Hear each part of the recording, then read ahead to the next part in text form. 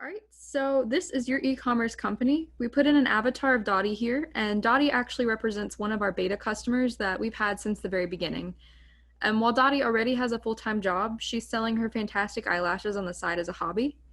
She's currently selling online through Shopify, but she's also interested in expanding to Etsy and Amazon as well. Dottie's getting orders and she's making money, but she quickly realizes that expanding to different storefronts and marketplaces can be somewhat challenging. So she wants to be able to manage something from a single platform and make it as easy and as seamless as possible. But she also doesn't know all of the things that she needs to look for to manage her e-commerce. So what does Dottie do now?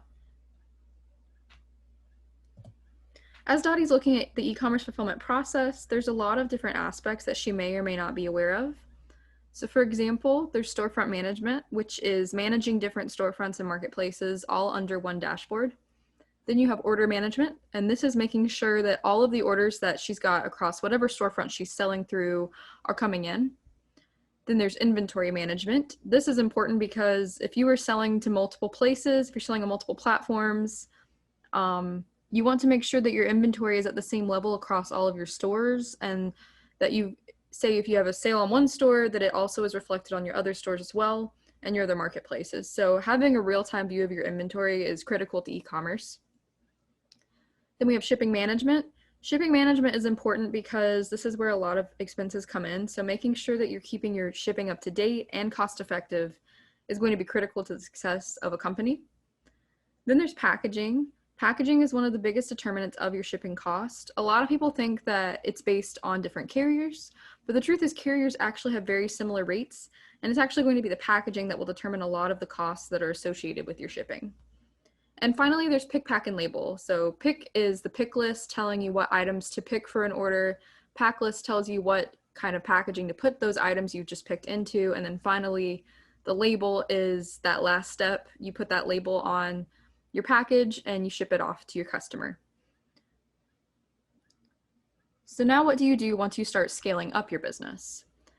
Say you're fulfilling and say you have 50 or 100 orders that you have to be able to manage. So what are the best practices going to be for managing that?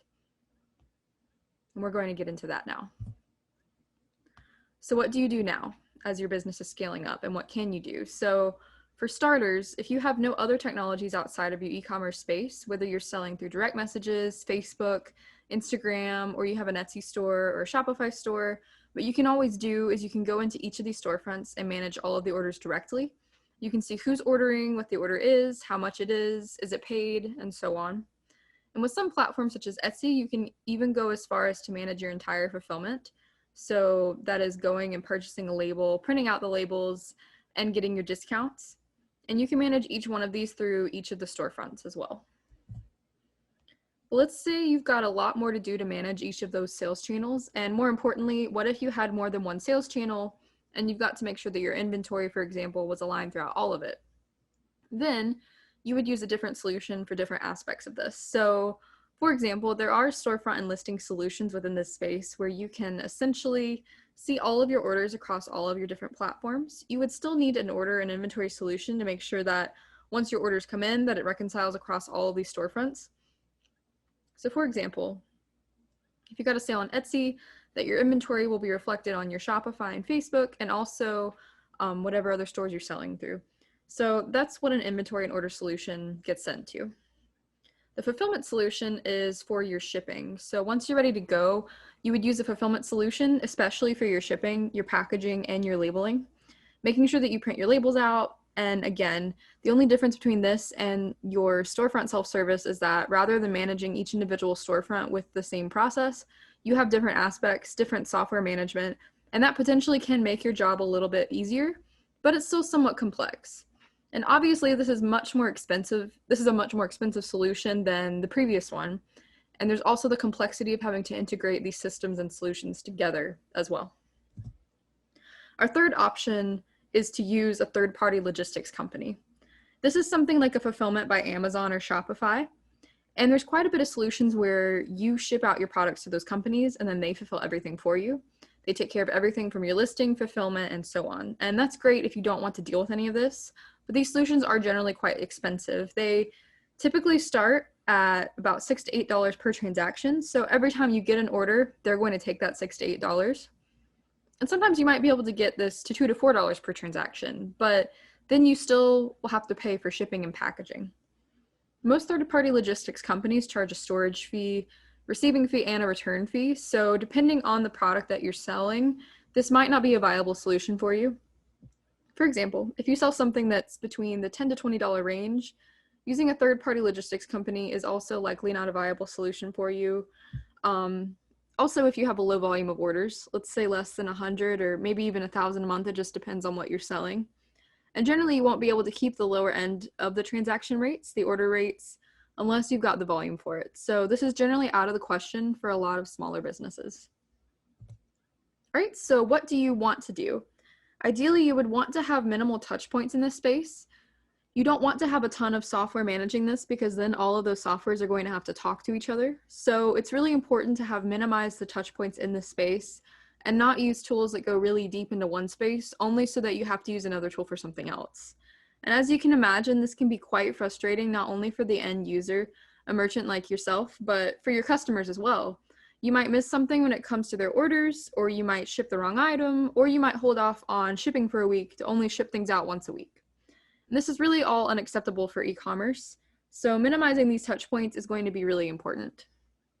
And throughout this webinar series, each day we're going to focus on different aspects of this. So tomorrow we're going to focus on storefront management and e-commerce metrics, on the things that can help you to succeed within the e-commerce storefront space.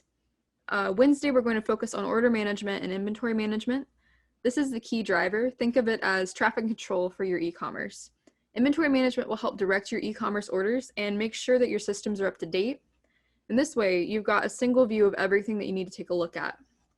Thursday, we're going to talk about fulfillment, and that's going to involve shipping, packaging, and your picking, packing, and labeling.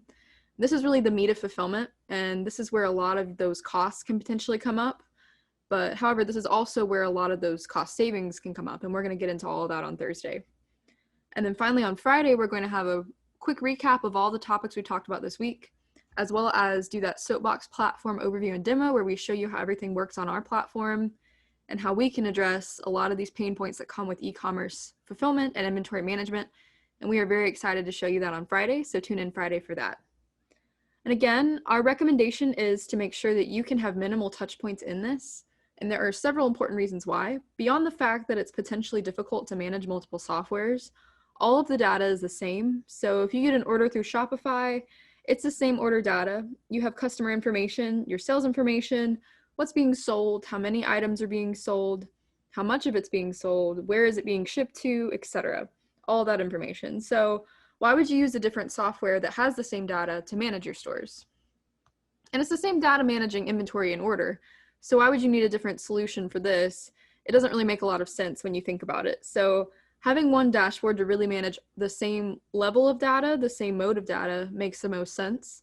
So that's the first thing. The second thing is you want a sophisticated business. If you want a sophisticated business, this is not necessarily where you want your sophisticated business. And what I mean by that is you want the sophistication of your business to be on the front end for your customers to be able to customize and personalize their experience on your e-commerce site. You want to be able to sell more to them and you want to engage them in better ways. What you don't want to do is you don't want to necessarily have this as a complex process, because whether you have one product or 1,000 products or one order or 1,000,000 orders, this process here is going to be the same. So if you want to minimize the touch points, if it's the same process, what you want to do is you want to minimize the touch points. You want to make this as efficient as possible. And you want to save your time doing this so that you can then go back to growing your business and doing those parts of your business that you love to do. So those are just some of the reasons why you would want a single dashboard view of this space. All right, so finally, we're going to get into our recommendations and tips for today. So what would we recommend within overall e-commerce from a business perspective? So first, find the right e-commerce platform suited for your technical skill level. We will go into this a little bit more tomorrow, but there are many different ways to sell online, hundreds actually, and it spans from taking a physical order and fulfilling and shipping those items to having your own store, like a Shopify, WooCommerce, Square, Squarespace, where basically you have your own URL for your store. Or you can go through a marketplace where you are one of several thousand items in a catalog of offerings for that site, And that's going to be something like Etsy, Amazon, or eBay. 2, more expensive and more complex doesn't always mean better. One of the things that are really important in this space to recognize with a business tool perspective is that if something's more expensive and more complex, it's not always going to be better. So keep in mind that as a startup and as a small company, you want to simplify the workflow. You don't want to make it more complex. You want to be able to focus on the things that help your business to grow. And having expensive, fancy solutions aren't necessarily going to help your business, especially not at an early stage. So making sure that you find the right solution for you is going to be critically important. 3, expand where you sell before expanding what you sell. As a small business, it's very difficult to help yourself grow and expand in the right way. And what I mean by that is by the amount of products that you're selling. So let's say that you have 1,000 products in your inventory, but you've actually only got 5 different kinds of items in those 1,000 items. So you're really only managing 5 items, even though you actually have 1,000 items, but you only have 5 different kinds of items. So now let's switch that up and say you have 1,000 items still, but now you have 100 different types of items. So you have 10 of each type. So now you're going to have to manage those 100 different kinds of items. You're going to have to figure out where to put them, how to manage them, and how to grow each one of these. And that's going to be a lot more complicated and more difficult than managing those 5 items and growing those 5 items, right? So expanding what you sell doesn't make a lot of sense from a small business perspective. Of course, some customers are going to ask for things that you don't have, and that's something that you can look into doing in the future, but try to drive them to what you've got right now and expand your footprints for the products that are providing those sales for you right now. We'll get into this a little bit more later in the week, but this is really important for you to be able to maintain and sustain your business and grow it in a healthy and sustainable way. 4, learn the fulfillment process. It's easy. This process is really easy once you get a handle of it. The whole purpose of having a third-party logistics company is so that you don't have to deal with the fulfillment process, right? But if you learn this process and you recognize how easy it is, you're going to wonder why you even wanted to source this out to people to begin with, especially if you have something that's manageable within your own space.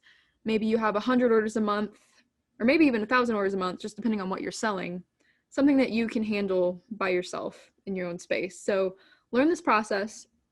It's really easy. It's going to save you a lot of money in the long run if you learn it. 5, simplifying fulfillment touchpoints will save time and money. We covered this a little before, but I just wanted to highlight it again. This is going to save quite a bit on things that, quite frankly, you aren't even thinking about saving. So let's say that you're using, for example, recycled boxes to ship your smaller products. Well, on the one hand, you're not having to go and buy that additional packaging. But then on the other hand, that box, because it's too large for the items that are smaller, that box is going to cost you maybe 3 to 4 times as much as packaging that you purchase that would fit your product better. So little things like this are really going to make and break the cost of your fulfillment. 6, try to keep your operations organized to minimize frustrations. This is going to be really frustrating for you if you have to manage across different stores, different inventories, and you can't figure out where's what and how it's going with shipping information. So keeping everything organized, whether it's on a spreadsheet or some other way, just keeping all that information, like how many things are being sold, whatever it is you want this to say, just make sure you organize your operations from your storefront listings to your sales and your inventory.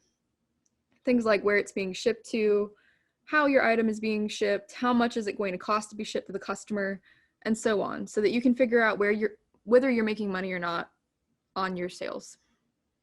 And this kind of leads into our next point, which is don't be overwhelmed or ignore your data. Data is here to help. It's here to help you make business decisions. So making sure that you understand all the information that's coming in a way that's digestible for you to make decisions is going to be very important. And there are a lot of business analytics tools for this. Storefront management listings are generally where the robust analytics come from, but it's really important that you can grow your business where it makes sense, and you can cut off the business where it's really hemorrhaging money and you're not making a lot of profit there. 8, choose the most cost-effective solutions until your e-commerce is proven. This kind of goes back to what we said before, which is that the most expensive and complex solutions aren't necessarily going to be the best solutions for you. For a small business, we recommend that you choose what's most cost-effective. At this point, you don't really know how or where your business is going to be growing, so choose the one that's going to be most cost-effective for where you are at now. And if you have an opportunity, take it. Don't be afraid to grow if the opportunities are there. This is what you're doing this for. This is why you have a business. So if an opportunity is there, take it now because now is the time. You might have opportunities now that you didn't have 2 months ago or maybe even 2 weeks ago. So take the opportunity to grow your business online because this is kind of what you're going to have to do now in this COVID world. And e-commerce is going to be the place where your business can really thrive right now.